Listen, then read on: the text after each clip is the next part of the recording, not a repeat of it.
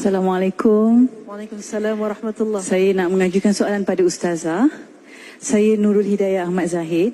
Okey, soalan saya, adakah seorang anak punya hak untuk merajuk dengan seorang ibu kerana seorang anak tu merasakan dirinya dilayan tidak adil, tidak sama rata dengan adik-beradik yang lain? Sebagai contoh, kadang-kadang mungkin soal pembahagian harta ataupun pembahagian kasih sayang masa ibu tu sendiri kepada anak-anak. Jadi adakah seorang anak punya hak untuk merajuk dengan seorang ibu?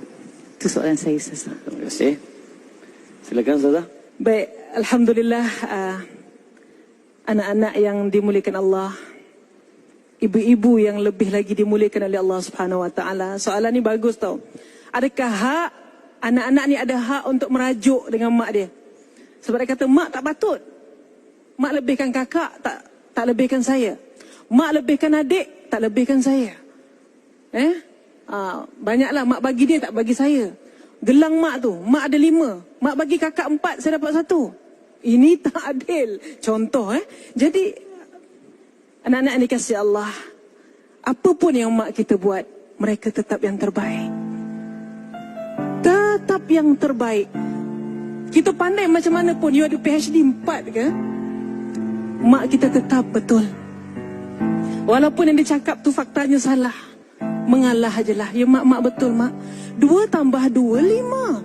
Ya mak betul mak. Mak betul sangat mak. Saya setuju mak. Mak tetap betul. Tuan-tuan yang dirahmati Allah, yang dikasihi Allah, andai kita bina istana pun untuk mak kita, andai kita hadiahkan 2 kilo emas, 5 kilo emas untuk ibu kita, andai kita gendong dia untuk tawaf umrah dan juga haji, andai kita minum perendaman air kakinya, belum tentu dapat membalas jasanya yang mengeluarkan kita daripada gelap rahim kepada terang dunia ini. Anak-anak yang dikasihi Allah, ibu tu makhluk yang Allah muliakan.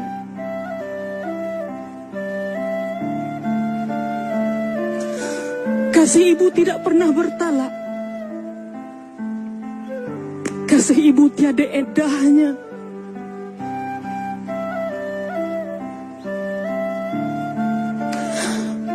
Atas sebab itu, kita tidak ada hak untuk merajuk kepada mereka. Kita tidak ada hak langsung untuk berdendam dengan mereka.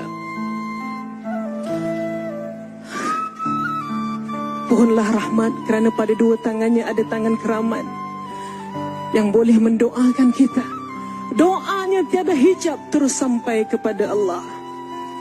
Kita tak tahu ketika kita sedang lena tidur, ibu kita bangun, ya Allah, kasihani anakku ya Allah, rahmati hidupnya ya Allah, bahagiakan dia ya Allah. Beruntunglah orang yang masih punya ibu, yang dapat doa ibunya. Sebab itu tuan-tuan yang mulia, kalau anda masih ada ibu, junjunglah dia, letaklah dia di tempat yang paling mulia. Andai anda ada ibu mertua, junjunglah dia, letakkanlah dia di tempat yang mulia. Hatta Rasul sallallahu alaihi wasallam dapat jumpa dengan ibu susunya, Halimatus Sa'diyah. Dibukakan serbannya, dihamparkan serbannya, minta Halimatus Sa'diyah duduk di atas serbannya. Kata Sayyidina Abu Bakar, aku tidak pernah cemburu pada orang, melainkan kepada Halimatus Sa'diyah, kerana dia dapat duduk di atas serbannya Nabi sallallahu alaihi wasallam. Tuan-tuan, bak kata Ustaz, itu ibu susu.